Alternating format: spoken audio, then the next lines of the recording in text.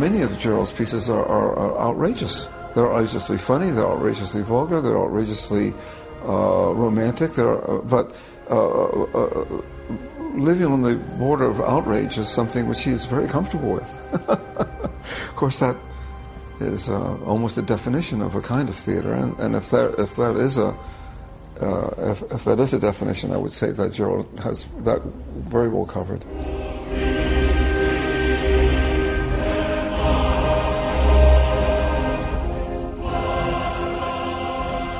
This idea of a theater person who functions in all these different ways, it's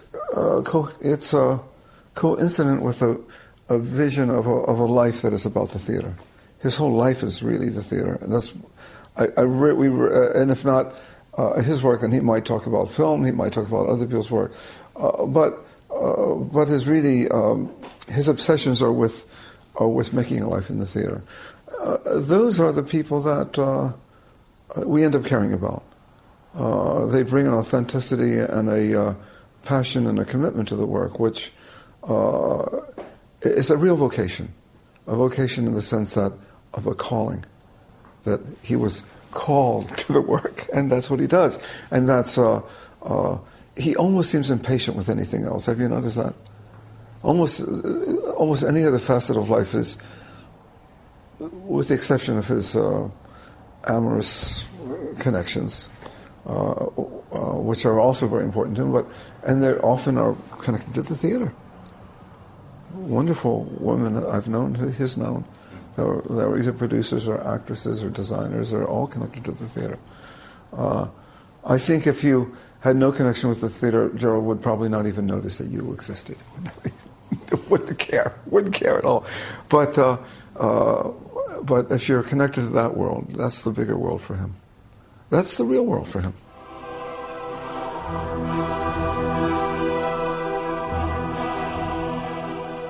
I think that it's true that he has a very solid grounding in the history of theater. However, that doesn't mean that he's going to follow in any of those directions. To be well grounded in theater doesn't mean to necessarily take your cue from that. It gives you confidence about what you do. I think because he understands it and loves it and has lived with it and has been his world, it gives him the confidence to be who he is. That solid foundation in theater, call it history or call it just a lifetime love relationship. It's like it's at one point he fell in love with the theater, the whole thing. I think as a young boy he began really doing drawings, and it evolved and it turned into that. But I think that's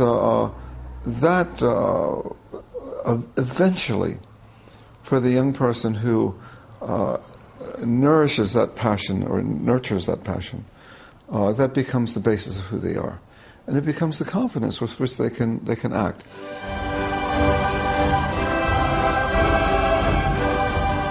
He had done a solo piece for Beckett's with Julian Beck. It was a beautiful piece. Julian was dying at the time, and all you saw was the face. Do you remember that piece? It was just the face and the voice. A beautiful, beautiful piece. He had his company already, the Dry Opera Company, and I forget what he was working on, but we became friends right away.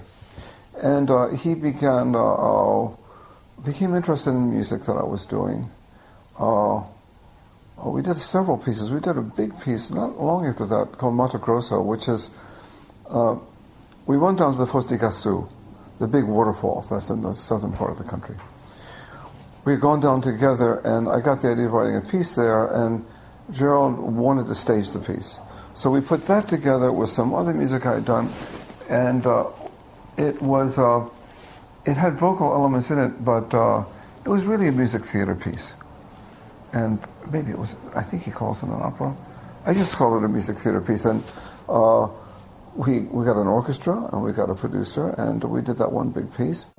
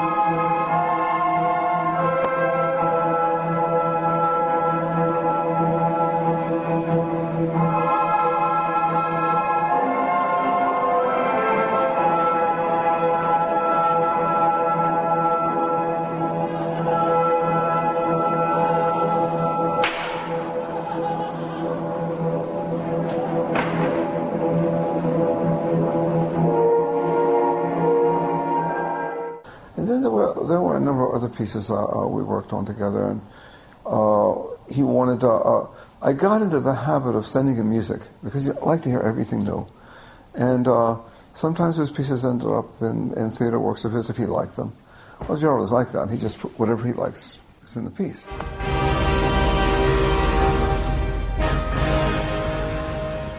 Now, in the case of Gerald, he writes his own pieces, but he would do the Canterbury Tales, and he would do other things he would do if he were not the writer.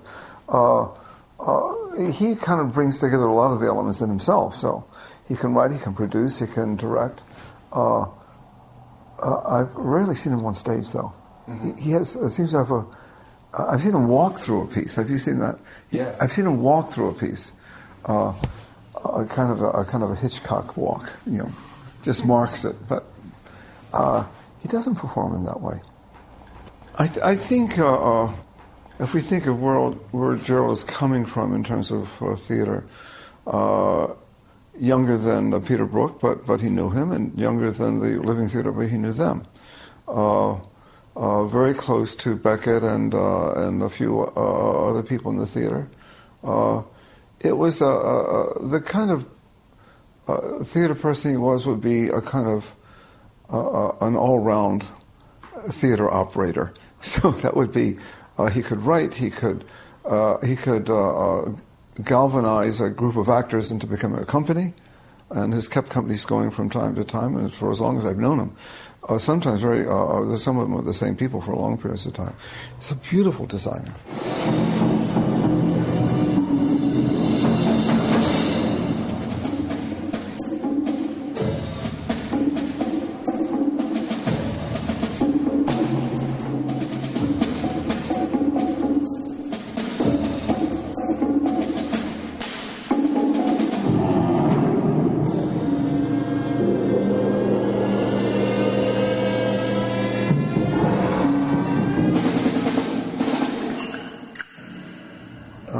Does beautiful design. So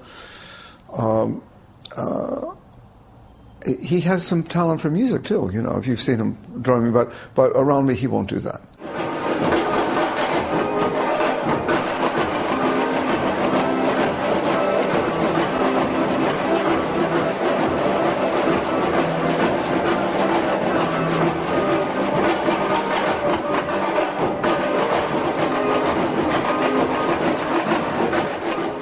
Well, this is a very bright man and a very educated man, and extremely sensitized to those qualities of life which we call theatrical, which work on the stage. I think some of the things, some of his antics off the stage, could very well have been on the stage, and some do take place on the stage.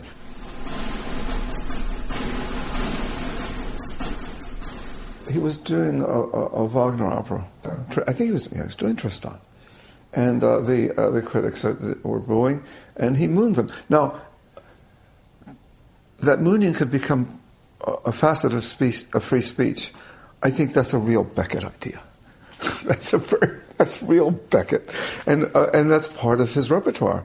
Part of his repertoire of personality idiosyncrasies are Beckett. I mean, it comes right out. He spent years not only directing Beckett, but in conversation and correspondence with Beckett. So he adopted him. That was a kind of alter ego paterfamilias for him, don't you think? It reminds me of a scene in Malloy, where at one point he talks about his fornicating with somebody. He doesn't know whether it's in the vagina or in the asshole, he says. And at one point the narration starts, he says, but the question is it true love in the ass? Do you remember that line? When Gerald did that mooning thing, it made me think of that. I don't know why. But I thought of it because somewhere I think he was thinking of it. I never asked him. You might ask him about that. But anyway, there's no question that for Gerald, that moment was a moment of that was a free speech issue. That's what it was. We defended Gerald because we're supposed to, we Americans, we're supposed to, of course, we have our own problems with free speech. There are certain words we're not allowed to say, and certain things certain words we can't say in certain places, and even certain words we can't say at certain times of the day. But when I say free speech in this country is a matter of interpretation. But for Gerald, it isn't a matter of interpretation. If the critics could say what they wanted to say, then he could say what he wanted to say. And I absolutely do think that it was a free speech issue, and I had no problem. I think I made comments somewhat like that, and I think they were quoted in the papers in Brazil. Though, I mean, Gerald. Now, there's another interesting thing about Gerald. He has a long and torturous and obsessive relationship with the press, as you know. He writes. He's had columns for years at a time with some of the major papers in Brazil.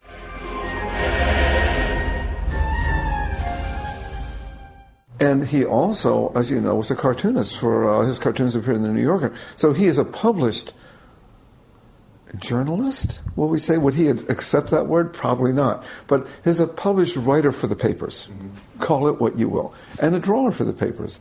And at the same time, he feels he can be extremely hurt by what the press does and always keenly interested in whatever interest they take in him.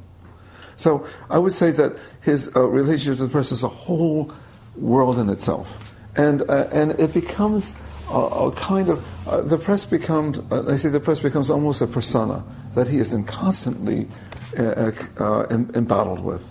And yet, in a certain way, I think it's not that far from a theatrical relationship, in the same way that you would say he's embattled with his audience. The press is simply a part of his audience who has access to newspapers in that way. So maybe it's not that different.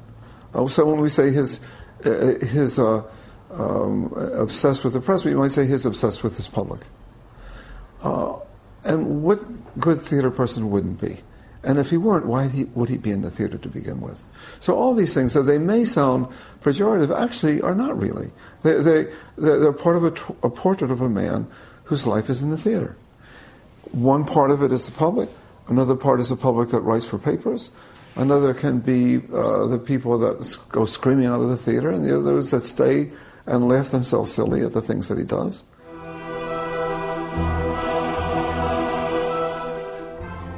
As a director, it's much more than blocking and lighting, and it's not that. It's not that kind of directing.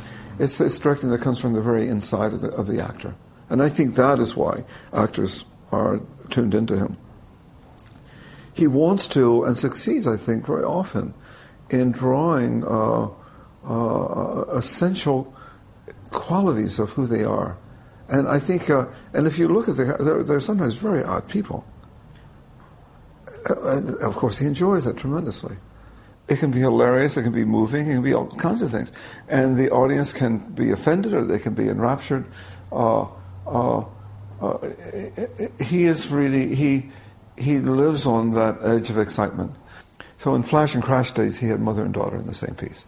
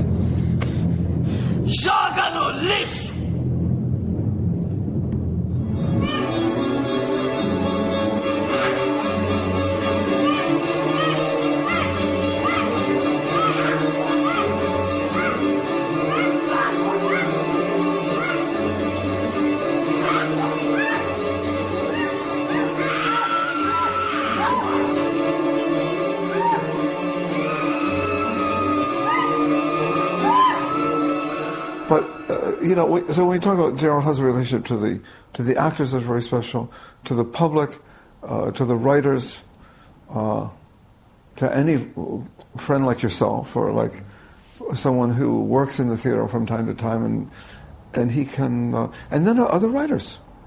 He worked with Heiner Müller also, and he worked in Germany. He went through a period of working in Germany. His German is quite good.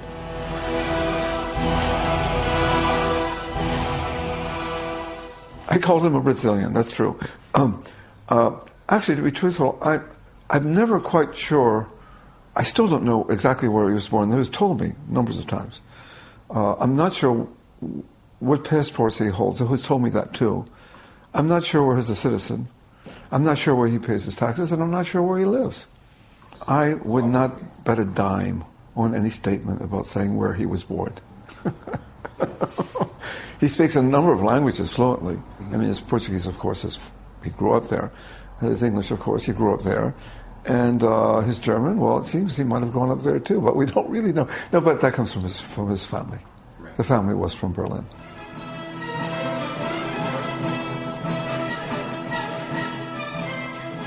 I mean, it's basically this is in-your-face theater. This is no holds barred. This is wrestling night on cable, not on general television channels. You know, anyone can watch it, and it goes on, and anything can happen. And this is what it is. Now, it can be hilarious, it can be moving, it can be all kinds of things, and the audience can be offended or they can be enraptured. He is really he lives on that edge of excitement. It's like, I would call it theater of adrenaline, if that's what it is. And you're bound to get that reaction. And I don't think he is disappointed by that. I think he has done it unfailingly for so long that we have to believe that he means it. That's what he does. That's what he wants. So whether what the reception will be, it will be mixed. Everyone will know that he was here, or anyone who is interested in theater will know it's here. And what they make of it, well, I don't know that Gerald really cares so much about that. I think he wants to be able to work. I think he wants that relationship with the public, with an audience, with actors, with collaborators. He wants the life in the theater, the liveliness of that life, and the immediacy of it, and the passion of it. I think he wants that. How he'll be received, I think how he's always received, with surprise, enchantment, chagrin, outrage, love. I mean, everything. He'll get the whole works. He'll get the whole thing.